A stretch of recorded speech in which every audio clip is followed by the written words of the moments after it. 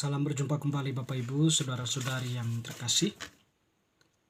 Pada kesempatan ini saya mengajak kita kembali lagi untuk mempersiapkan sedikit waktu kita mendengarkan sabda Tuhan yang kita ambil dari penginjil Yohanes bab 17 ayat 1 sampai 11a.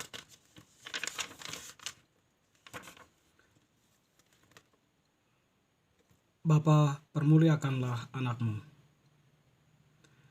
Dalam perjamuan malam terakhir, Yesus menengadah ke langit dan berdoa, "Bapa, telah tiba saatnya. Muliakanlah putramu, supaya putramu memuliakan engkau. Sama seperti engkau telah memberikan kepadanya kuasa untuk segala yang hidup. Demikian pula ia akan memberikan hidup yang kekal kepada semua yang telah engkau berikan kepadanya.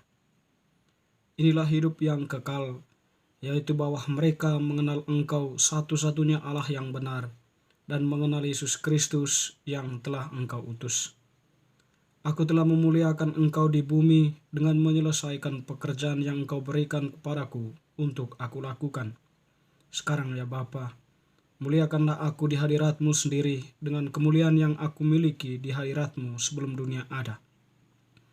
Aku telah menyatakan namamu kepada semua orang yang engkau berikan kepadaku dari dunia.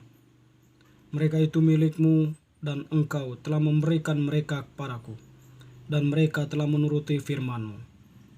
Sekarang mereka tahu bahwa semua yang engkau berikan kepadaku itu berasal dari engkau. Sebab segala firman yang engkau sampaikan kepadaku telah aku sampaikan kepada mereka, dan mereka telah menerimanya. Mereka tahu benar-benar bahwa aku datang dari engkau, dan mereka percaya bahwa engkaulah yang telah mengutus aku. Aku berdoa untuk mereka. Bukan untuk dunia aku berdoa, tapi untuk mereka yang telah engkau berikan kepadaku. Sebab mereka adalah milikmu, dan segala milikku adalah milikmu, dan milikmu adalah milikku, dan aku telah dimuliakan di dalam mereka.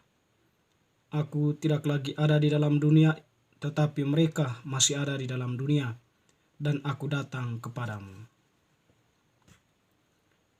Demikianlah sabda Tuhan. Terpujilah Kristus. Teman-teman sekalian, Bapak Ibu saudara-saudari yang terkasih, bacaan Injil yang kita dengarkan tadi nampak di mana Yesus berdoa kepada Bapanya pada perjamuan malam terakhir ya.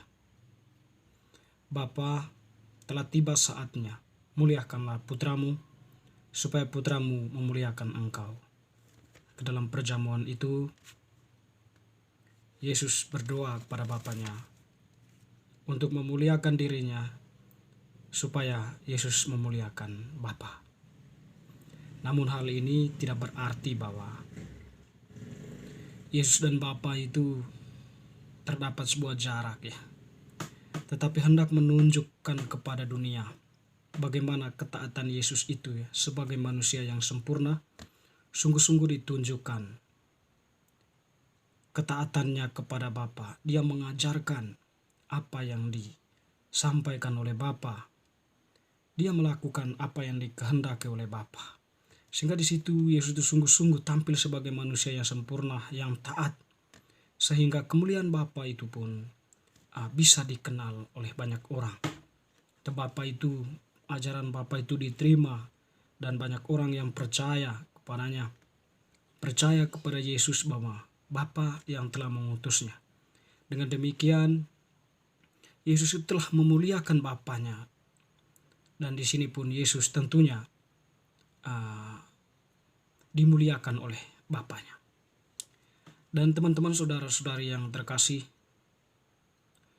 selain Yesus berbicara tentang dirinya sendiri ya, atau berdoa kepada Bapa berkaitan dengan relasi itu ya, di mana Yesus yang adalah manusia sempurna sungguh taat pada Bapa, sehingga Bapa pun memuliakan, sehingga Bapa dimuliakan, dan Yesus memuliakan Bapa dalam mentaati segala perintahnya, melaksanakannya, dan Yesus pun dipermuliakan di dalam Bapa. Tidak hanya itu Yesus berdoa, tetapi juga Yesus juga berdoa kepada orang yang percaya kepadanya. Orang yang percaya tentu mereka yang sungguh-sungguh percaya. Artinya bahwa mereka menerima Yesus, menerima ajarannya, menerima perintahnya, menerima segala hal yang menjadi konsekuensi dari kepercayaan mereka kepada Yesus. Dan dalam kepercayaan itu mereka tahu bahwa Yesus itu diutus oleh Bapa ke dalam dunia ini.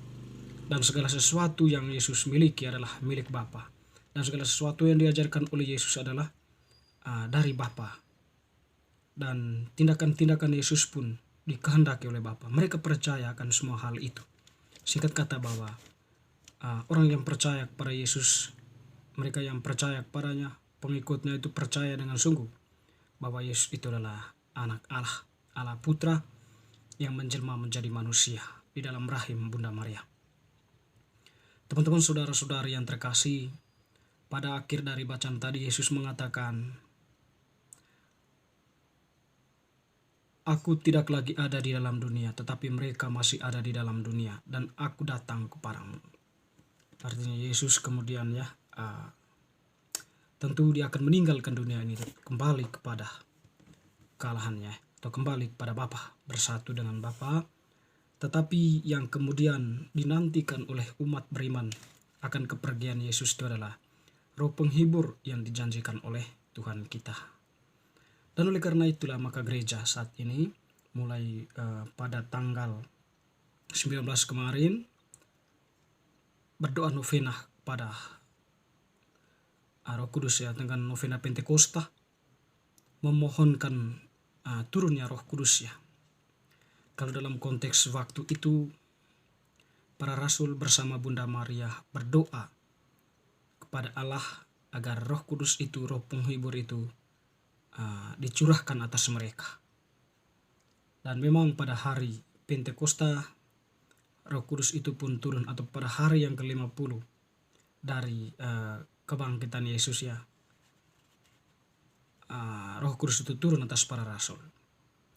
Dan untuk konteks kita sekarang, kita memohonkan hal yang sama, Roh Kudus, agar Roh Kudus itu turun atas kita, sehingga kita pun memperoleh kekuatan teristimewa dari dalam diri kita, karena Roh Kudus yang mau hadir dalam diri kita, menuntun kita, menjaga kita dan sebagainya. Kita memohon kedatangannya. Dan tentu di sini kita yang memohon dengan sebuah kesadaran bahwa kita sungguh merindukan kehadiran Roh Kudus itu dalam kehidupan kita. Novena yang kita lakukan tanpa ada sebuah kesadaran iman akan kehadiran Roh Kudus itu, atau keyakinan akan Roh Kudus itu turun diutus oleh Yesus, tentu itu hanyalah sia-sia belaka. Itu hanya sebuah seremonial, atau novena yang kita buat hanya sebuah seremonial, hanya sebuah tuntutan, hanya sebuah kewajiban untuk dilakukan tanpa ada sebuah kesadaran. Itu sama halnya bahwa kita hadir, atau kita itu tidak berdoa, tapi kita itu hanya menunjukkan diri bahwa kita hadir di tengah kebanyakan orang yang berdoa, supaya kita tidak dibicarakan nama kita, supaya kita tetap diakui, tetap mendapatkan pujian dan sebagainya. Tadi, kalau tanpa ada kesadaran itu sia-sialah apa yang kita lakukan. Tetapi Roh Kudus itu sungguh-sungguh akan hadir dalam diri kita, karena kita mempunyai kerinduan. Kerinduan itu indikasi bahwa kita mau membuka hati akan kehadiran Roh Kudus ya, akan penyertaan Roh Kudus dalam kehidupan kita. Sehingga novena Roh Kudus ya, menyongsong hari Pentakosta ini sungguh-sungguh kita lakukan ya, sebagai sebuah bentuk ekspresi iman kita, sebagai sebuah bentuk kerinduan kita akan kehadirannya. Teman-teman saudara-saudari yang terkasih, Yesus tak pernah meninggalkan kita meskipun dia pergi kepada Bapanya. Tetapi dia menjanjikan Roh Penghibur itu, dan novena kepada Roh Kudus itu menjadi usaha kita ya, dalam sebuah relasi kedekatan dengan Allah, agar sekiranya Roh Kudus itu hadir dalam diri kita masing-masing, menyertai kita, menjaga kita, membimbing kita, dan sebagainya. Semoga bacaan hari ini semakin meneguhkan iman kita dan usaha kita yang memohonkan kedatangan Roh Kudus sungguh-sungguh kita lakukan, sehingga kita membuka hati akan kehadiran Roh Kudus itu. Amin.